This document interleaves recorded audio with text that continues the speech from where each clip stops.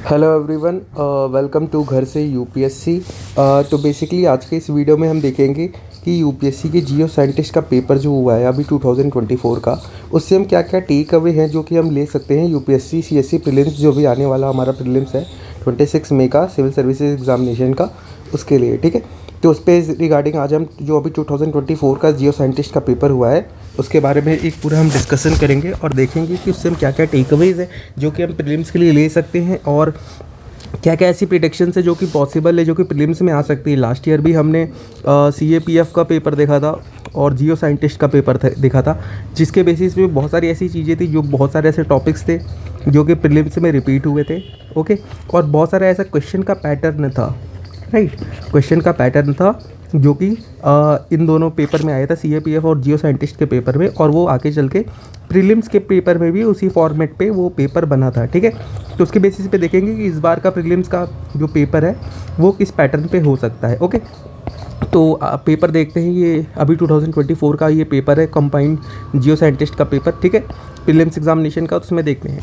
देखो, अब जैसे ये टॉपिक है, इसमें अब कैसे इसका एनालिसिस करना है कि ये जियो साइंटिस्ट का जो पेपर है इससे हम क्या क्या चीज़ें ले सकते हैं, कौन कौन से टॉपिक्स हैं जो कि सीएससी में आ सकते हैं। ठीक है, उस पे बारे में हम बात करेंगे। तो जैसे ये पहला वाला टॉपिक है, ये टार्ट्रिक एसिड का। तो टार्ट्रिक एसिड जो है इसको आप गूगल करके पढ़ लेना, ये इंपॉर्टेंट टॉपिक है क्योंकि ये अब इसके पहले इन्होंने सिट्रस एसिड का यूपीएससी ने पूछ रखा है। ठीक है, तो वैसे ही ये यूपीएससी के टॉपिक्स होते हैं जो कि होते रहते हैं। तो टार्ट्रिक एसिड आप पढ़ के जाना कि किस में पाया जाता है। टैमरिंड पेस्ट में वैसे इसमें पाया जाता है, लेकिन आप गूगल करके पढ़ लेना कि लेमन जूस में, ऑरेंज जूस में, विनेगर में क्या क्या चीज़ें होती हैं, टैमरिंड पेस्ट में क्या क्या चीज़ें हैं, ये आप पढ़ के जा सकते हो इसमें।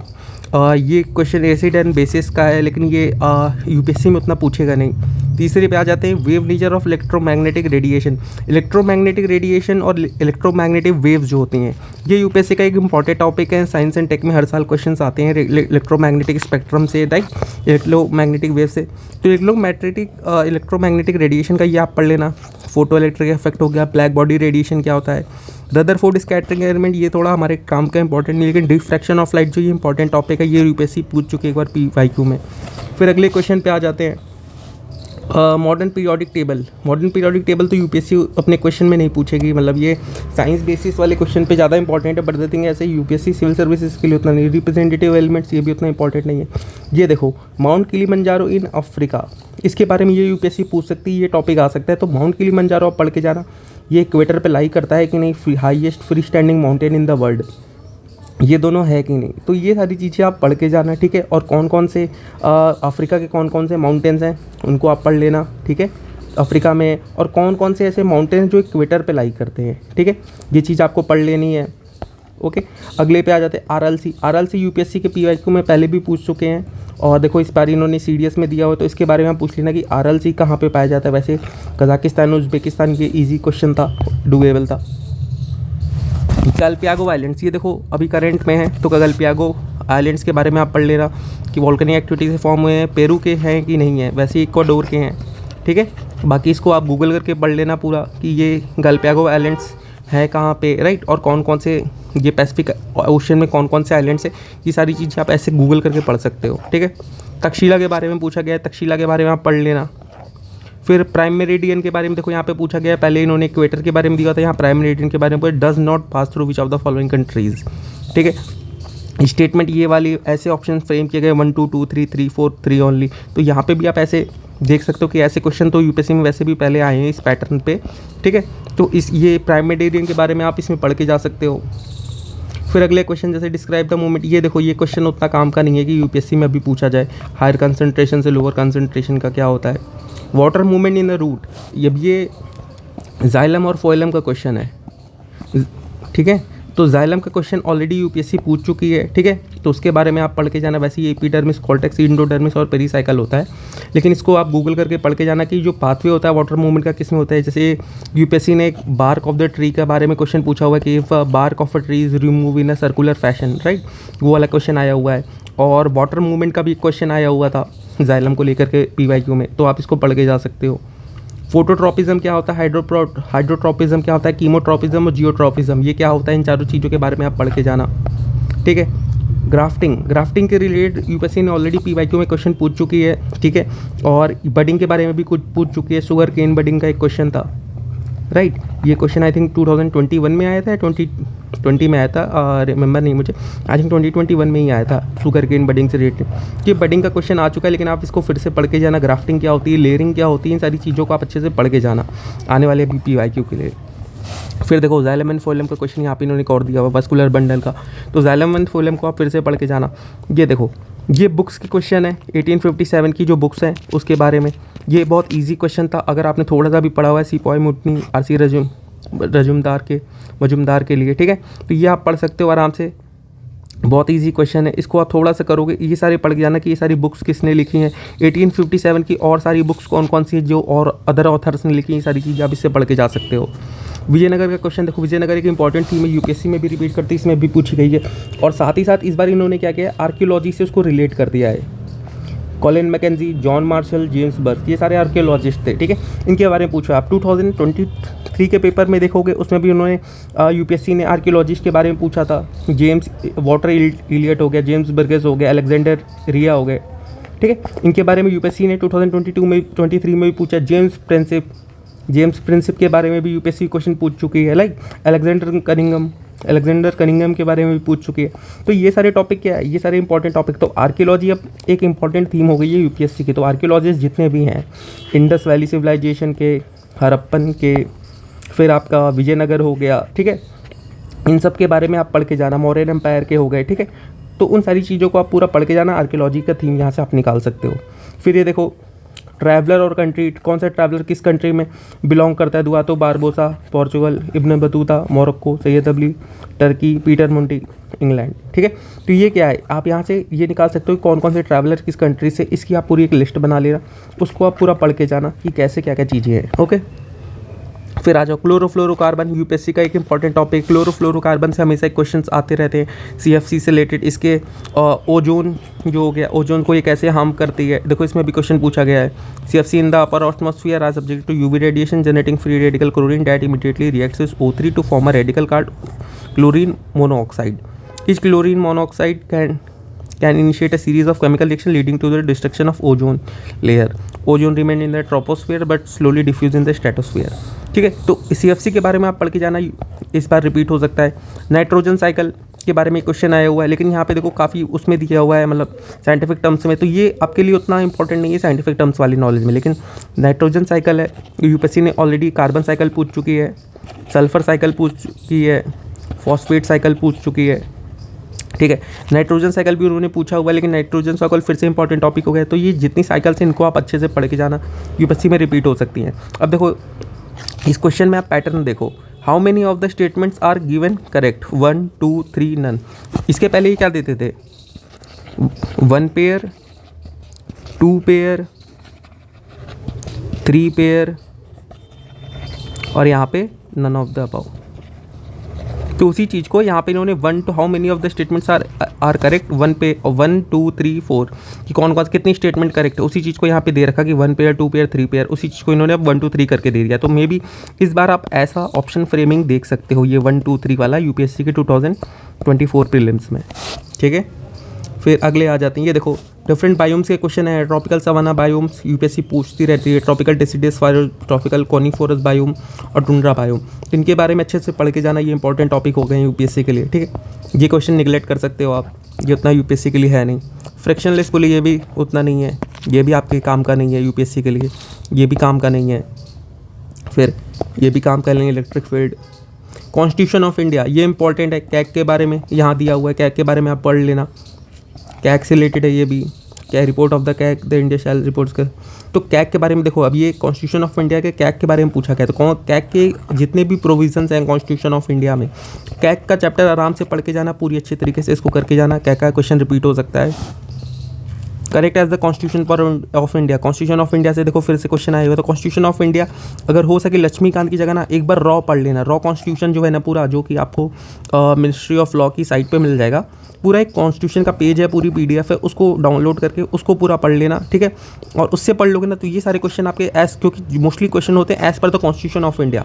और अगर आप लक्ष्मीकांत पढ़ते हो ना तो लक्ष्मीकांत में डिफरेंट सोर्सेज दिए हुए हैं, वो कॉन्स्टिट्यूशन के बेस पे भी है, साथ में जो रूल्स एंड लॉ हैं और प्रोसीजर्स है डिफरेंट, उन सारी की, और सुप्रीम कोर्ट के जजमेंट जो है वो भी उसमें इंक्लूडेड हुए। तो पता नहीं लगता कि ये कॉन्स्टिट्यूशन मेंशन है या फिर नहीं है, ठीक है, उन्होंने क्योंकि सारी चीज़ मिक्स करके दे रखी है। एक बार रॉ कॉन्स्टिट्यूशन पढ़ लोगे ना, तो ऐसे जो क्वेश्चन होते हैं ना as per the constitution of India, ये सारे आपके उसमें ईजिली क्लियर हो जाएंगे। फिर देखो special provision made by the constitution of India 89 amendment, तो कॉन्स्टिट्यूशनल अमेंडमेंट जो है उनके क्वेश्चन आप पढ़ के जाना, वो रिपीट हो रहे हैं। देखो national commission of backward classes, national commission for minorities, national commission for scheduled caste और कॉन्स्टिट्यूशनल बॉडीज़। कॉन्स्टिट्यूशनल बॉडीज़ ये देखो 2023 में भी क्वेश्चन आया हुआ था कॉन्स्टिट्यूशनल बॉडीज़ के रिलेटेड, जहाँ पर उन्होंने कॉन्स्टिट्यूशनल बॉडीज़ के बारे में पूछा हुआ था। और national commission for women is not a constitutional body, ठीक है, इसके बारे में पूछा हुआ। विच of the following is not correct, तो देख रहे हो नॉट करेक्ट का क्वेश्चन है। तो ऐसी चीज़ें आप पढ़ के जाना इन सबको पूरा, ये क्वेश्चन ऐसे कि छोड़ने वाले नहीं होते हैं। ओके, अब देखो नेक्स्ट क्वेश्चन पे आ जाते हैं। इंक्रीजिंग आयरन, ये हमारे काम का नहीं है, ये भी हमारे काम का नहीं है, ये भी काम का नहीं है। डाइपोल, ये भी काम का नहीं है। फिर आ जाते हैं जो not a combination of atomic orbital, ये भी हमारे काम का नहीं है, ये भी काम का नहीं। कलर ऑफ, ये भी आयोपैक नेम।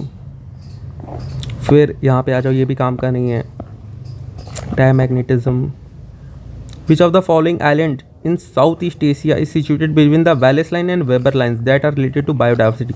तो अब ये दोनों जो टर्म है, ठीक है, वैलेस लाइन और वेबर्स लाइन, इनके बारे में आप पढ़ के जाना कि ये दोनों लाइन क्या होती हैं, ये यूपीएससी में इस बार आ सकती हैं, ठीक है।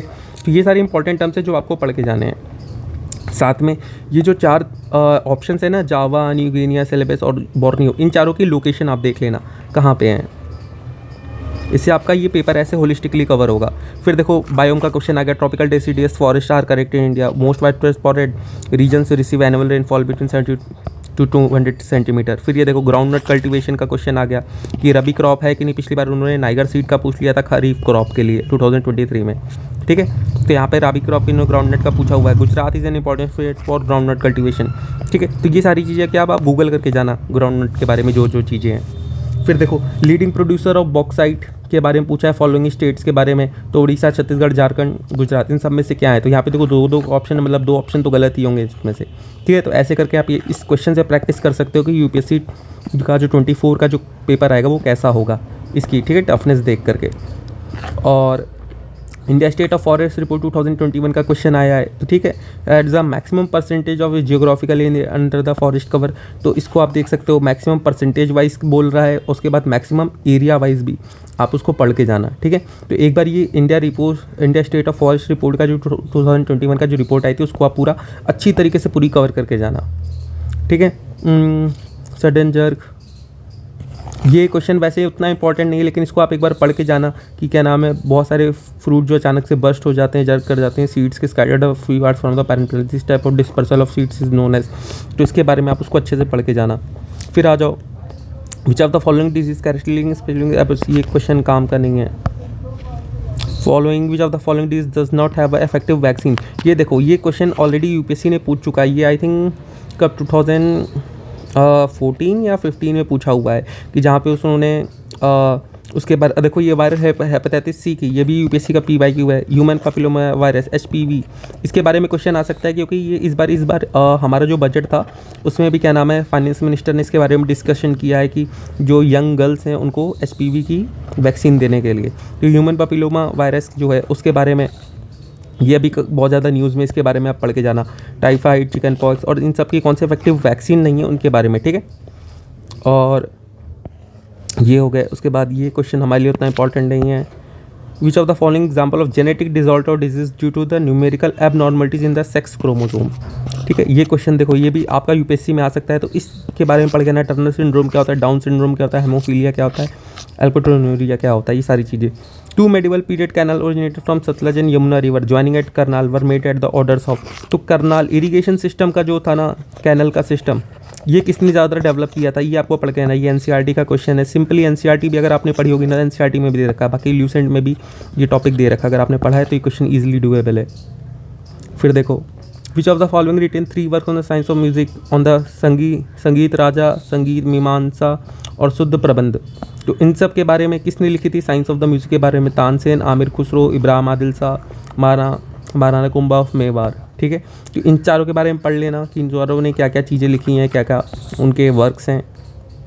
Construct following temples constructed by the queen Loka Mahadevi at Pattadakal UNESCO world heritage site. तो पटदकल में जो हैं उनके बारे में आप पूरा पढ़ लेना, हम्पी में कौन कौन से हैं, ठीक है। तो ये सारे जो टेम्पल्स हैं इनकी लोकेशन आप देख लेना कहाँ कहाँ पे हैं, ठीक है।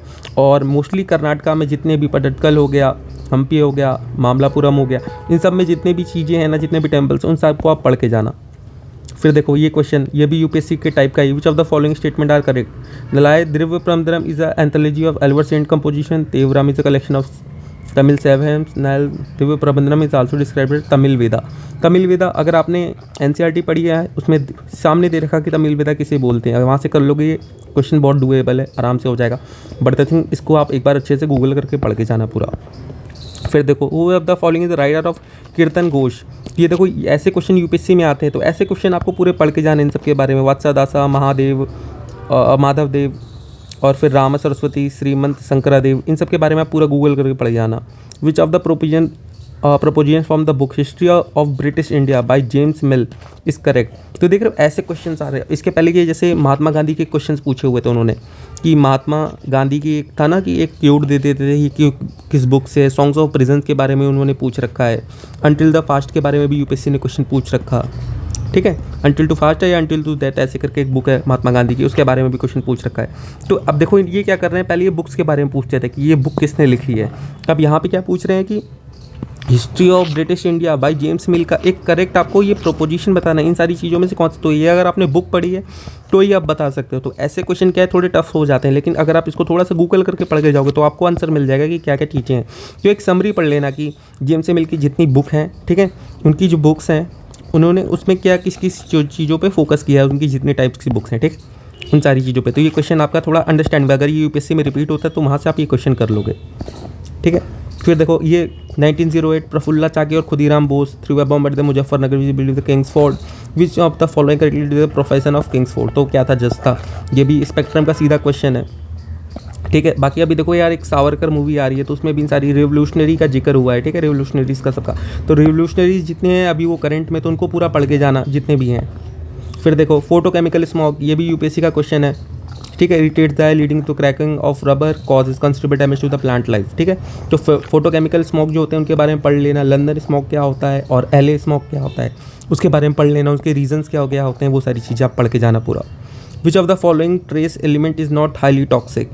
ये भी यूपीएससी के लायक क्वेश्चन है, इसको आप पढ़ के जाना। आर्सेनिक, क्रोमियम, कॉपर, मर्करी, क्योंकि मेटल से देखो एक क्वेश्चन जरूर आता है हर साल, मतलब यूपीएससी देती है। मेटल्स हो गए, नॉन मेटल्स हो गए, ठीक है, इन सबसे एक क्वेश्चन आता है। तो इन सारी चीज़ों को आप पढ़ के जाना। कौन से टॉक्सिक, वैसे ये हाईली टॉक्सिक और नॉन टॉक्सिक तो उतना नहीं पूछेगी, लेकिन आप इनके बारे में एक बार पढ़ लेना अच्छे से। फिर देखो एटमॉस्फेयर का question, atmospheric region, lapse rate जो होता है, ट्रोपोस्फेयर में नेगेटिव होता है, stratosphere negative, mesosphere negative, thermosphere negative. How many of the combinations are given below are correct. देखो 1 2 3 4 वही है, only pair, 1 pair, only 2 pair, only 3 pair, all of the above, या फिर ऑल 4, ठीक है। तो इसके बारे में आपको ये पूरा पढ़ के जाना है। लैप्स रेट जो है ज्योग्राफी का कॉन्सेप्ट है, एनसीईआरटी में ही दिया हुआ है, अच्छे से पढ़ लेना, ओके। फिर देखो in which sphere of the atmosphere is harmful ultraviolet radiation from the sun absorbed। ये भी देखो, ये भी यूपीएससी का ही क्वेश्चन है, तो इसको भी आप अच्छे से पढ़ के जाना। यूवी रेज बहुत ज़्यादा इंपॉर्टेंट टॉपिक है, पीवाईक्यू में भी पूछे गए हैं, और सिविल सर्विसेज एग्जाम्स में तो अल्ट्रावायलेट रे, ओजोन, क्लोरोफ्लोरोकार्बन, इन सबसे रिलेटेड क्वेश्चन आते रहते, तो इसको पढ़ के जाना आप आराम से।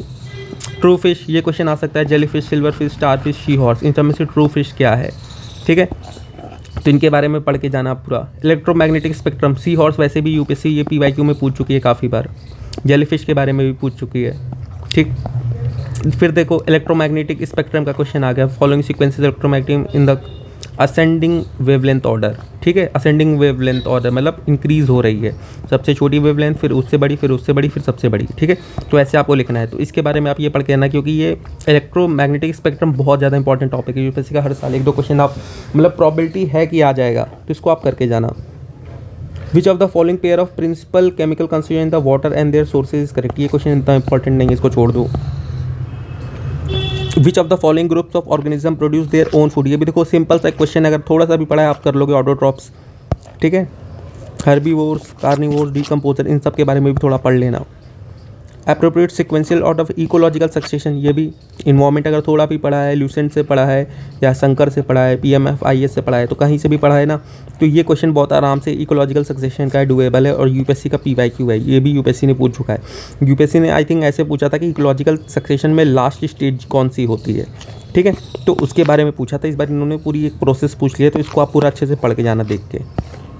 फिर चिपको मूवमेंट के बारे में पूछा, लीडरशिप ऑफ सुंदरलाल बहुगुणा किस ईयर में हुआ था, स्टार्ट हुआ था अराउंड, तो उसके बारे में ये चिपको मूवमेंट है, इसको आराम से अच्छे से पढ़ के जाना। फिर देखो ये सारे क्वेश्चन आपके काम के नहीं, 67 हो गया, 68, ये सारे साइंस से रिलेटेड है, उतने काम के नहीं हैं। ये भी उतना काम का नहीं है। आइस ऑफ बुलेट ये भी काम का नहीं है। मोटर हीट कैपेसिटी ये भी नहीं है, इसको भी छोड़ दो। ये 73 वाला क्वेश्चन देखो, ये ठीक है।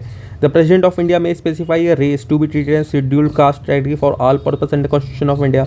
The president of India may specify a tribe to be treated as the scheduled caste category for all purpose in the constitution of India. Parliament by law can include a caste और tribe in the list of scheduled caste. How many of the statements are correct? 1, 2, 3 none. ठीक है, तो ऐसे question इस बार आप देख सकते हो कि ओनली ऐसे जो ऑप्शंस बनने वाले, ओनली पेयर वाला मे भी इस बार हट जाए, इसकी जगह ये आ जाए, तो ये चीज़ आप इसमें आप देख सकते हो। ठीक है, तो ये क्वेश्चन, ऐसे क्वेश्चन को सारे अटेम्प्ट करके जाना, पढ़ के जाना अच्छे से। Which of the following statement is not correct as per the constitution of India. फिर देखो as per the constitution of India का क्वेश्चन है, तो फिर से कॉन्स्टिट्यूशन रॉ जो है ना, एक बार उसको अच्छे से पढ़ के जाना। ठीक है, national commission for minorities appoints special officer for linguistic minorities. It shall be the duty of union to develop Hindi language as a medium of expression for all the elements of composite culture of India. Hindustani is mentioned in the Constitution of India with reference to the enrichment of Hindi language. Every state shall endeavour to provide adequate facilities for instruction in the mother tongue at the primary stage of education to the children belonging to the minority groups. ठीक है, तो ये जितने हैं ना, इन सबको अच्छे से पढ़ के जाना। ये अगर आपने रॉ कॉन्स्टिट्यूशन पढ़ा है तो आपका ये क्वेश्चन बहुत ईजी हो जाएगा, लेकिन अगर आपने पढ़ा है तो। फिर देखो लीगल टर्म्स और मैगजिम्स के बारे में पूछा है। which one of them means no man shall be condemned unheard। ठीक है, तो इसके बारे में आपको पूरा पढ़ के जाना है। हेबियस कॉर्पस आपने रिट में पढ़ा ही होगा। बाकी जो 3 हैं इनके बारे में पढ़ लेना कि ये सारी जो मैक्सिम्स हैं इनका मतलब क्या होता है। फिर देखो यहाँ पे 3rd शेड्यूल के बारे में पूछ रखा है, 3rd schedule of the constitution के बारे में। ओथ एंड अफर्मेशन की in the name of god जज of the supreme has take the oath and affirmation by swearing in the name of the constitution. ठीक है, तो ये दोनों जो है इनके बारे में आप पूरा पढ़ लेना। 3rd शेड्यूल को पढ़ के जाना इस बार। फिर से 3rd शेड्यूल का पूरे जितने भी 12 शेड्यूल हैं पूरे आप पढ़ के जाना इस बार। ठीक है, फिर आ जाओ foreign research centre and their location correctly match. Foreign research centre equalising Prayagraj, foreign livelihood Shillong, foreign research centre for skill development Bhopal, foreign research centre for coastal ecosystem Visakhapatnam.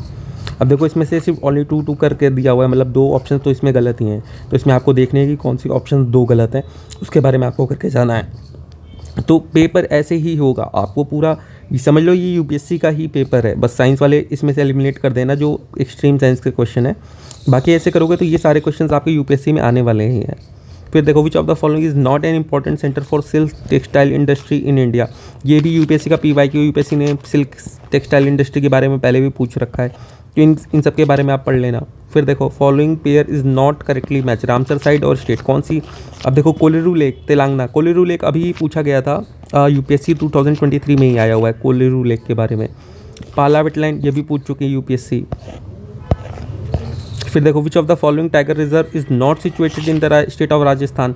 तो अभी रामगढ़ विदिशरी ये देखो अभी रिसेंट क्या नाम है इंक्लूड हुआ है, नया टाइगर रिजर्व बना है, तो इसके बारे में देखो क्वेश्चन आ गया सीधे सीधे। कंवल और भद्रा ये दोनों बाहर हैं, कंवल और भद्रा आई थिंक ये कर्नाटका में है, तो इसके बारे में ये क्वेश्चन आ सकता है। Not situated in the Rajasthan है, ठीक है, तो इसके बारे में पढ़ लिया। आप देखो यहाँ पे कुछ लोगों ने ऐसे पढ़ लिया are situated in the Rajasthan, तो उनका ये 1 और 2 करके आ जाएंगे, क्वेश्चन गलत हो जाएगा। तो ऐसे क्वेश्चंस पे यहाँ पे आप प्रैक्टिस कर सकते हो, बल्कि मैं कहूँगा मॉक देने से अच्छा जो कोचिंग की मॉक दोगे उससे बढ़िया ऐसे पेपर लगा लो, ये सारे जो है ज़्यादा आपका बेनिफिशियल होगा। फिर देखो which of the following urban population in as per the session 2001 are correct. More than 31 population are living in towns, the number of towns was more than 7500। ठीक है, तो इसके बारे में आप पूरा पढ़ के जाना। जो सेंसस है उसका जो डेटा है 2011 वाला, उसको गूगल करके पढ़ लेना। विच of the following is not in Situ conservation site. ये देखो ये भी यूपीएससी का एक क्वेश्चन है, PYQ है, यूपीएससी ने ये क्वेश्चन बहुत बार पूछा है इन सिटू कंजर्वेशन के बारे में। नॉट लिखा है इन सिटू कंजर्वेशन, ठीक है। तो wild life sanctuary, botanical garden, biological इनसे, तो बायोलॉजिकल बोटानिकल गार्डन नहीं है। मैंग्रोव्स क्या रिप्रेजेंट करते हैं? Epiphyte, salt tolerant, flood plain, Playa vegetation, ठीक है। तो ये आपको पूरा पढ़ के जाना है, करना है। फिर देखो ये आ गया कोरल रीफ्स के बारे में क्वेश्चन। कोरल रीफ्स यूपीएससी का बहुत इंपॉर्टेंट टॉपिक है। 2022 में उन्होंने दिया था blue biorock technology. Biorock technology UPSC coral से रिलेटेड है।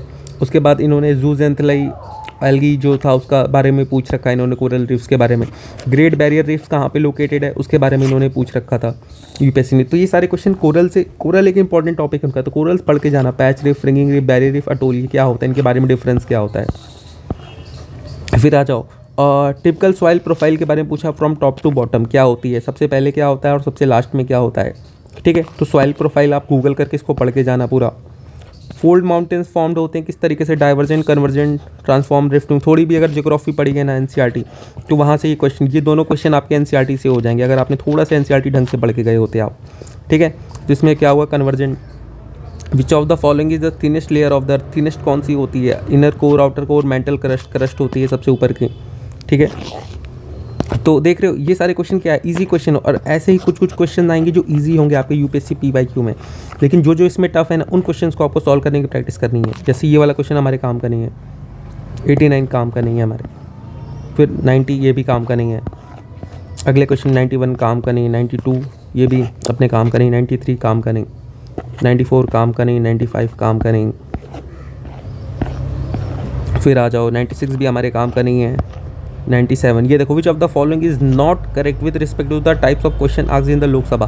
तो ये क्वेश्चन जो है ना, ये क्वेश्चंस आप पार्लियामेंट वाले चैप्टर में लक्ष्मीकांत में ही दिया हुआ, अगर आपने पढ़ोगे तो आराम से कर लोगे। Starred question, short notice question, unstarred question और अनस्टेल्ड क्वेश्चंस, ठीक है। तो इन चारों के बारे में पूछ रखा है, इन चारों को आप अच्छे से गूगल करके पढ़ लेना, नहीं तो लक्ष्मीकांत में जहाँ नोट्स में दिए हो वहाँ पढ़ लेना, कुछ एक्स्ट्रा एड ऑन्स निकाल लेना, ठीक है। तो इन सारी चीज़ों को अच्छे से करके जाना, क्योंकि अगर ये सारे क्वेश्चन वापस से रिपीट होते हैं और नहीं आप कर पाए ना उस एग्ज़ाम हॉल में सीएससी में, तो वहाँ पे आपको बहुत ज़्यादा रिग्रेट होगा कि ये क्वेश्चन आए हुए थे, देखे हुए थे, फिर भी आप पढ़ के अटेम्प्ट नहीं कर पा रहे हो, ठीक है। तो ये सारे क्वेश्चन करके जाना आप। फिर देखो, which of the following are not correct about the parliamentary practice of asking question in the parliament of India. देखो फिर से वही आस्किंग क्वेश्चंस का आ गया कि क्वेश्चन आवर के बारे में यहाँ पूछ रखा है। उसके बाद questions are generally asked by the members of parliament from the ministers. फिर हाफ एन आवर डिस्कशन के बारे में पूछ रखा, question can not be address to a private member, ठीक। अब देखो इसमें 4 दे रखे हैं, मतलब 2 तो गलत हैं, 2 गलत इसमें से आपको निकालने होते हैं ऐसे क्वेश्चंस में, कौन कौन से 2 गलत हैं। फिर देखो मोशंस के बारे में पूछ रखा कि motion is the censor motion, no confidence motion, ठीक है। और यहाँ पे भी नो कॉन्फिडेंस के बारे में पूछा हुआ है। तो कॉन्फिडेंस के बारे, ये जितने टॉपिक्स हैं इन सबको अच्छे से गूगल करके पढ़ के जाना। फिर देखो pattern, how many of the above statement are correct, 1 2 3 4 ऐसे क्वेश्चन इस बार आप देख सकते हो पेपर में, ऐसे क्वेश्चन का पैटर्न आपको मिलेगा। फिर देखो, which of the following statement about the united nation is not correct, इसके बारे में पूछा है। All the main bodies of the united nation were established in the founding of the UN in 1945। तो जितनी मेन बॉडीज़ है कब कब फॉर्म हुई है उसकी डेट्स आपको पूरी पता होनी चाहिए। United Nation comprises not only the main bodies but also funds, programme and specialise agencies. Specialise agency जो होती हैं यूएन की, उसके बारे में पढ़ लेना। वो फंड की जाती है by both voluntary and assessed contribution.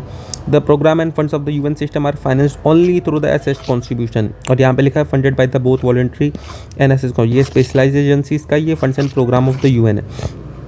तो यूएन की साइट खोल के इसको गूगल करके आप पढ़ लेना, पूरी आपकी ये चीज़ कंप्लीट हो जाएगी। फिर देखो, which of the following reference the report at the part to the equal is publish in 2020 prepared by the UN women and UNDP. तो वहाँ पे दिया है the report introduce 2 new indices, women empowerment index and global gender parity index. Less than 1% of women and girls live in the country with high women empowerment and a small gender gap, ठीक है। तो ये सारे question, ये question आप कहीं पढ़े नहीं होगा और ऐसे ही क्वेश्चन आपके यूपीएससी में भी आएंगे, ठीक है। तो इन सारे क्वेश्चंस को अटेम्प्ट करने की कोशिश करना कि अगर आपने पढ़ा नहीं है तो उसके बाद भी आप इस क्वेश्चन को कैसे अटेम्प्ट करके कैसे सॉल्व कर सकते हो, ओके। तो उन सारी चीज़ों को आपको करके जाना है। फिर देखो, following event in a chronological order. तो ये क्वेश्चन देखो, ऐसे भी क्वेश्चंस आते रहते कि ये आ गया कि स्टेट का फॉर्म हुआ था, यहाँ पे अमेंडमेंट्स के क्वेश्चन पूछे हुए हैं, जो कॉन्स्टिट्यूशनल अमेंड हुआ था, फिर ये देखो मैथिली का 8 शेड्यूल का ये क्या था, passage of anti defection by the parliament of India. तो इनमें से अगर आपको 2-3 भी पता है, 2 भी पता होंगे ना, तो उससे भी आप ये आंसर निकाल सकते हो। लेकिन अब आपको ये पता लगेगा कैसे क्वेश्चन आ रहे हैं, तो ये चीज़ आपकी थोड़ी इंपॉर्टेंट हो गई। तो इसको आप थोड़ा सा नोट कर लेना अच्छे से कि सारे स्टेट फॉर्मेशन की जो ईयर वाइज है, तो उसको देख लेना कि क्रोनोलॉजी क्या है स्टेट फॉर्मेशन की। उसके बाद अमेंडमेंट जो हुए हैं एंटी डिफेक्शन, ये 10th अमेंडमेंट का पूछा हुआ है, और यहाँ पे ये 10th शेड्यूल का पूछा हुआ है इन्होंने, और यहाँ पे इन्होंने देखो ये अमेंडमेंट का 69 अमेंडमेंट का पूछ लिया है। गुड गवर्नेंस इंडेक्स ये जो अभी आई हुई है, इसके बारे में पूछा गया है। गुड गवर्नेंस इंडेक्स कौन प्रिपेयर करता है? DPRPG in the partnership good governance Hyderabad. फिर GCI 21 के बारे में दिया है, एक्सक्लूड करता है एग्रीकल्चर एंड लाइट सेक्टर को। GCI झारखंड जो है one of the few state has performed badly, union territories are not covered preview under the GCI। तो इसके बारे में आपको यहाँ से निकालना है, ठीक है। तो ये आप क्या है, गुड गवर्नेंस इंडेक्स, उसको आप गूगल करके पढ़ के जाना पूरा अच्छे से, मे बी UPSC में आ सकता है। वर्ल्ड बैंक ग्रुप के बारे में दिया, is not which of the following is not in the world bank group, इसके बारे में दिया हुआ है। तो इसके बारे में वर्ल्ड बैंक ग्रुप में कौन कौन सी बॉडी आती हैं? MIGA ये आता है, IFC international finance corporation, international policy framework standard, international centre for settlement of student disputes, ठीक है। तो इन सारी चीज़ों के बारे में आपको पूरा पढ़ना होना चाहिए। फिर देखो which of the following is the source of non renewable energy, non renewable energy का कौन सोर्स है? तो इसके बारे में आप उसको पूरा पढ़ के जाना, ठीक है। Hydro power, biomass, nuclear energy, geothermal energy. Biosphere reserve is initiated by, biosphere reserve programme किसने? UNEP, WWF, Greenpeace, MBA programme, map programme, man and biosphere programme of UNESCO, ठीक है। तो ये देखो आपको ये पता है। और उसके बाद मैप प्रोग्राम के अंदर यूनेस्को में इंडिया में कितने बायोस्फीयर रिजर्व हैं, उसमें से मैप प्रोग्राम में कितने आते हैं, ठीक है। तो वो सारी चीज़ें आपको पूरी पता होनी चाहिए। विच of the following statement, ecotone, ecotone देखो फिर से इन्वायरमेंट बेसिक्स का एक क्वेश्चन आ गया। इन्होंने पहले भी दिया हुआ था, क्रस्ट वाला जो क्वेश्चन दिया था कि थिनेस्ट लेयर का क्वेश्चन, उसके बाद जो सॉइल का इन्होंने दिया वो भी बेसिक ही था। ये इकोटोन का क्वेश्चन भी बेसिक ही है, इसको पढ़ोगे। और इकोटोन ये UPSC ने PYQ में भी पूछा हुआ है, इकोटोन क्या होता है, इकोलॉजी की डिफिनीशन क्या होती है, ये भी UPSC ने पूछा हुआ है। Which of the following biographic zones of India cover the largest area, ठीक है। तो इसके बारे में अब आपको बायोग्राफिक जोन्स जो इंडिया के उसके बारे में पढ़ लेना। उसके बाद इन्होंने अभी देखो बायोम्स के बारे में भी पूछ ही लिया था कि बायोम्स का क्या क्या होता है। तो बायोम्स कौन कौन से हैं, किस एरिया में है, कितना एरिया कवर करते हैं, राइट, उनकी कैरेक्टरिस्टिक क्या क्या होती है, वो सारी चीज़ें आपको पूरी पढ़ के जानी पड़ेगी। फिर देखो national park, Keibul Lamjao national park is located which of the following wetland, ठीक है। तो अब आपको ये पता है, तो आपको ये पता होता है मणिपुर में है ये, तो लोकटक लेक सीधे हो जाता है आपका यहाँ पे, ठीक है। और ये आपका ना क्यूबल लमचाओ, ये भी UPSC ने PYQ में पूछा हुआ है। अगर आपने PYQ एनालाइज किया तो आपको पता था ये कहाँ पे है।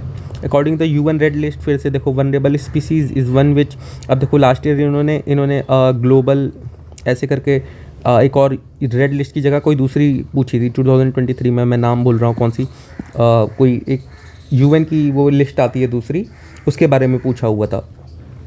तो उसके बारे में यहाँ पे दिया हुआ है। तो यहाँ पे रेड लिस्ट के बारे में पूछा, रेड लिस्ट तो UPSC ने बहुत बार पूछा है। अब जैसे इन्होंने वनरेबल के बारे में यहाँ पूछा है, तो आपको क्या करना है, endangered, critically endangered, vulnerable, threatened, near threatened, जितनी है सबके बारे में पढ़ लेना, किस कैटेगरी में कौन कौन सी रखी जाती हैं। रेड लिस्ट ऐसे ग्रीन लिस्ट आती है, ठीक है, ग्रीन लिस्ट में कौन कौन सी हैं उसके बारे में पढ़ लेना आप, उसकी कैटेगराइजेशन क्या होती है वो पढ़ लेना। विच of the following statement which milk production इस इंडिया इज़ नॉट करेक्ट। अब देखो मिल्क प्रोडक्शन के बारे में डेटा दे रखा है ऐसे, तो इसको भी आपको गूगल करके अच्छे से पढ़ के जाना पड़ेगा, मिल्क प्रोडक्शन पढ़ लेना। उसके बाद साथ साथ आप ऐसे और भी जो इंपॉर्टेंट चीज़ें हैं जैसे कॉटन हो गया, राइस हो गया, राइस के बारे में UPSC पूछ चुकी है PYQ में, तो ये सारी चीज़ें आपको पता होनी चाहिए। और मोस्टली जो आपके ये है ना MSP में जो क्रॉप्स में आती हैं, ठीक है, उसमें रबी क्रॉप जो हो गई, खरीफ क्रॉप्स जो हो गई, उन सब के बारे में पढ़ के जाना अच्छे से। फिर देखो which of the following in the world international body by badminton recognised by international Olympic committee and the international para Olympic committee, ठीक है। तो इसके बारे में कौन सी है, उसको रिकॉग्नाइजेशन मिला है, उसको अभी रिसेंटली मिला होगा, तो इसलिए तो इसको भी एक बार गूगल कर लेना, क्योंकि स्पोर्ट्स सेक्शन से भी अब UPSC के क्वेश्चन आ रहे हैं। लास्ट ईयर भी उन्होंने चेस ओलंपियाड का पूछा हुआ था। फिर विच of the following was the official song for the FIFA women world cup 2023। तो अब देखो ये क्वेश्चन पूछा हुआ है। अब ये क्वेश्चन कभी ये लास्ट ईयर भी इन्होंने जैसे मस्कट पूछा था चेस ओलंपियाड का थम्बी नाम का, ठीक। तो ये सारे, उसके पहले इन्होंने समर ओलंपिक जो हुआ था उसका वो पूछ लिया था, लोगो क्या है, थीम, ठीक है। Which are in the following countries in the descending order of their rank in the world happiness report based on the 3-year average 2022 published by the sustainable development solution network, ठीक है। तो यहाँ पे आपको बताना है rank, descending order of their rank, ठीक है। तो मतलब सबसे फर्स्ट, सेकंड, फिर थर्ड, ऐसे करके डिसेंडिंग ऑर्डर पे आपको बताना है कौन कौन सी होगी। ओके, तो ये हो गया। फिर देखो, UNESCO creative cities not correct about the UNESCO cities of literature. तो कोझिकोडे को भी दिया गया है, लेकिन फर्स्ट सिटी वो लिटरेचर की है कि नहीं है, यहाँ पे आपको नॉट करेक्ट बताना है। UNESCO launch it in 2024, Edinburgh was the first UNESCO city of literature, there are 4 cities in India in this list, ठीक है। अब जैसे यूनेस्को की एक ये आ गई क्रिएटिव सिटीज़ ऑफ लिटरेचर, एक क्रिएटिव सिटीज़ आती है, राइट, उसके बारे में आप पढ़ लेना। तो और यूनेस्को की एक जो कल्चरल लिस्ट आती है उसके बारे में आप पूरा पढ़ के जाना कितनी चीज़ें इंडिया से। Which of the following about PDMC scheme per drop more crop is not correct. This scheme focus on enhancing water use efficiency at farm level through micro irrigation, ठीक लग रहा है। The cost borne in the implementing this scheme is shared by the central government, the state government, the ratio of 50-50। एक fact दे रखा, it is essentially sponsored scheme, ठीक है। ये देख लो, it is the scheme is implemented under राष्ट्रीय कृषि विकास योजना। तो हाँ, कृषि विकास योजना हो सकता है। अब ये दोनों हैं, इन दोनों में आपको चेक करना है। फिर अगले क्वेश्चन पे आ जाओ। Which of the following statement of the rehydrating the earth are correct. It is a global campaign for raising conscious effort of a water crisis. It is an impact-driven campaign that highlight achievement at the key level, given such as the COP28. अब देखो COP28 यहाँ नाम आ गया ना, COP28 को Google करके इसको आप अच्छे से पढ़ के जाना यहाँ पे। It is a campaign undertaken by the philanthropic organization Football for Peace, ठीक है। तो ये सारी चीज़ें अब आपको पता होनी, तभी आप ये क्वेश्चन ऐसे सॉल्व कर पाओगे वहाँ पे। अब देखो यहाँ पे इन्होंने ऑप्शन फ्रेमिंग देखो फिर से इस बार ऐसी दी हुई है, ठीक है। तो ये चीज़ आपकी ऐसी है। Which of the following partnership GPI global partnership और आर्टिफिशियल इंटेलिजेंस आर करेक्ट, ठीक है। तो इसमें एनुअल GPI समिट जो न्यू दिल्ली में हुआ था, ग्लोबल आर्टिफिशियल इंटेलिजेंस इन दिसंबर 2023। तो GPI का समिट आई थिंक ये जो हुआ था ये ब्रिटेन में हुआ था क्या, आई थिंक हाँ, लंदन या ब्रिटेन में आसपास ही वहीं के पे हुआ था। तो यहाँ पे न्यू दिल्ली दे रखा है, ठीक है। It is multiple which aims to bridge the gap between theory और practice and AI by supporting the cutting edge research. तो GPI जो सबमिट हुई थी इसके बारे में देखो ये आया हुआ है, इसको आप पढ़ के जाना। फिर देखो ब्लू लाइन के बारे में पूछा गया है कि ब्लू लाइन क्या है। इसके पहले इन्होंने देखो वो वैलेस लाइन और वेबर्स लाइन के बारे में पूछा था। ब्लू लाइन क्या होती है, ecosystem created by the UN system staff called, it is a line of withdrawal set by the purpose of conferring the withdrawal of Israeli forces from the south of Lebanon। तो ये statement सही है, ठीक है, कि blue line जो थी वो बनाई गई थी इजराइल का, लेबनान जब उसकी वॉर हुई थी तो उसके बारे में विड्रॉल करने के लिए इजरायली फोर्सेस वहाँ से वापस जाएंगे। ये ब्लू लाइन क्या है, अभी करंट में चल रही है क्योंकि इजराइल और पैलेस्टीन का कॉन्फ्लिक्ट चल रहा है, ठीक है। तो इजराइल के आसपास के जितने रीजन्स उसको पढ़ लेना। ब्लू लाइन जो बनाई गई थी ये इजराइल को फोर्सेस से वहाँ विड्रॉ करने के लिए, ऑप्शन जो है ये आपकी सही है, इसको आप पूरा पढ़ के जाना, ठीक है। तो ऐसे अगर आपने पूरा, अब जो करंट है ना, यही देखो ये करंट का क्वेश्चन आया हुआ है, लोगों को कहेगा ये ब्लू लाइन कहाँ से आ गई, बट ये करंट का क्वेश्चन है। ब्लू लाइन का जो है कि जब ये इजराइल बना तो उसके बाद इजराइल और लेबनान की जो वॉर हुई थी तो उसके बीच में यहाँ पे UN ने इंटरफेयर करके ब्लू लाइन बनाई थी विड्रॉल करने के लिए। फिर अगले क्वेश्चन पे आ जाते हैं 120। क्या in December 2023 the parliament of India passed a bill to establish the Sammakka Sarakka central tribal university in which of the following states. Sammakka Sarakka tribal university बनाई तेलंगाना, झारखंड, छत्तीसगढ़, आंध्र प्रदेश। तो इन सब में से किसी स्टेट में बनाई गई थी तो वो आपको बताना है, ठीक है। सेंट्रल ट्राइबल यूनिवर्सिटी, ठीक है। तो ये भी आपका करंट का क्वेश्चन है, इसको आप गूगल कर लेना। बाकी अगर आपने करंट वाली जो आती है ना, जिन लोगों ने अगर ये UP PCS के लिए प्रिपरेशन के लिए एक दृष्टि की वो आती है करंट केसिंग, तो उसमें ये क्वेश्चन भी अटैम्प्ट आपका हो जाता है, ये भी आपका अटैम्प्ट हो जाता, और पीछे भी आपके जो कुछ क्वेश्चन दिए हुए ना GPI, ये क्वेश्चन भी आपका अटैम्प्ट हो जाता, और आपका ये क्रिएटिव लिस्ट वाला ये क्वेश्चन भी अटैम्प्ट हो जाता। तो ये 5-6 देख रहे हो क्वेश्चन ऐसे ही हो जाते हैं। तो करंट भी आप अपना इसी हिसाब से तैयार करके जाना, ओके। तो अब आपको देखो मैंने इस क्वेश्चन में कितनी बता दी, मैंने आपको एक पैटर्न बता दिया है कि पैटर्न जो चेंज हो सकता है ओनली 1 पेयर 2 पेयर। इससे ये क्या कर सकते हैं 1 2 3 4, या फिर 0 कर देंगे 4 की जगह, या फिर ये 4 रहेगा, ऑल ऑफ द 4 मतलब ऑल ऑफ द अबव, 0 मतलब नन ऑफ द अबव, ठीक है। टॉपिक्स जो UPSC के पुराने आते हैं वही टॉपिक्स हैं, कुछ रिपीटेड हैं, कुछ नए मिले हैं, उसको आप पूरा गूगल करके अच्छे से पढ़ के जाना, तो वो भी आपका इसमें कवर हो जाएगा, ठीक है। बाकी मैं ये जो पेपर है इसकी जो PDF है वो मैं टेलीग्राम ग्रुप पे दे दूँगा, अपडेट कर दूँगा इसकी और नोट्स के साथ, ठीक है। जो इसके सॉल्यूशन होंगे प्लस इसकी जो डिटेल्ड नोट्स होंगी topic wise, detail notes topic wise, ठीक है। ये मैं देखो आज या कल तक मैं टेलीग्राम ग्रुप पे अपडेट, टेलीग्राम ग्रुप जो होगा अपना घर से यूपीएससी, ठीक है, इसका लिंक मैं डिस्क्रिप्शन में डाल दूंगा, वो वहाँ से आप लोग चेक कर लेना। और उसी ग्रुप पे मैंने जो CDS था 2023 का पेपर था, उसकी भी मैंने PDF वहाँ पे अपलोड कर दी है, उसके जो सोल्यूशन के साथ, सोल्यूशन प्लस नोट्स, ठीक है, वो दोनों मैंने कर दी, उसको भी आप एक बार चेक कर लेना। अभी जो नए नए यूपीएससी के जो पेपर होने वाले हैं प्रीलिम्स के पहले, उन सब की भी जो डिटेल्स नोट्स होंगी ना, वो मैं सारी आपको धीरे धीरे उस पर कर दे रहा हूँ कवर, ओके। तो वहाँ से आप वो सारी चीज़ें चेक करते रहो।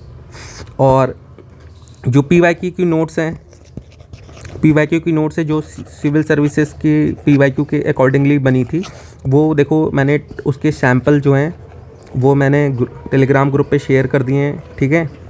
तो वहाँ से जिन लोग को सैम्पल देखने हैं, सैम्पल देख लो, वहाँ पे पूरी चीज़ें अवेलेबल है। और उसमें 2011 से लेके 2023 तक के पूरी डिटेल्स नोट दे रखी है टॉपिक वाइज, ठीक है। तो जिन लोगों को उसके लिए सब्सक्राइब करना हो, उसके लिए भी वहाँ ग्रुप पे आपको पूरा प्रोसेस दिया हो कि कैसे आपको मिलेगी, वो सारी चीज़ उसमें मिल जाएगी। तो बाकी और कोई आपको इशू हो, कोई आपकी क्वेरी हो या कमेंट हो, तो वो चीज़ आप मुझे बता देना। तो इसमें से मोस्टली देखो 120 क्वेश्चन आए थे, तो 120 क्वेश्चन में से ना लगभग आप देखोगे 120 में से लगभग आप देखो 75 to 80 क्वेश्चंस आपको ऐसे मिल जाएंगे जो यूपीएससी के लायक क्वेश्चंस हैं, ठीक है।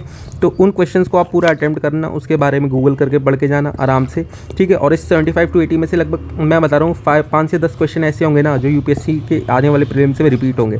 तो 5 से 10 क्वेश्चन भी अगर आपके रिपीट हो रहे हैं ना, तो मतलब लगभग सीधे आप देखोगे 20 से आपके कितने, मतलब 10 से 20 नंबर आपके सीधे इंक्रीज़ हो जाएंगे, आपके सीधे सिक्योर हो जाएंगे अगर आप इसको अच्छे से पढ़ के जाते हो, ठीक है। तो ये क्वेश्चन आपके यहाँ से हो जाएंगे। तो थोड़ा फोकस करना, ये जो यूपीएससी के जितने भी पेपर हैं, CAPF, CDS, जियो साइंटिस्ट, ठीक है, इन सबको आप पूरा अच्छे से करके जाना, तभी आपका पेपर होगा। क्योंकि आपको मैक्सिमम चांसेस निकालने हैं ना, तो यहीं से आपके होंगे, टॉपिक्स यहीं से आएंगे, कहीं बाहर से नहीं आते हैं। प्रेडिक्टेबल है, यूपीएससी का पेपर प्रिडिक्ट हो सकता है, आराम से हो सकता है, बस आपको PYQ करके जाने हैं सबके, CAPF, CDS, जियो साइंटिस्ट, ठीक है, और CSE सबसे इम्पोर्टेंट है ये। इसके तो मतलब 15 साल के तो करके ही जाना पूरे, ठीक है। तो ये सारी हो जाएंगे। और अगर नहीं कर पाओ तो एनालिसिस की वीडियो मैंने गूगल पे डाल रखी, प्लेलिस्ट बना के वो चेक कर लेना। और साथ ही नोट्स जो होंगे वो आपको टेलीग्राम पे मिल जाएंगे। चलो ठीक है, बाय।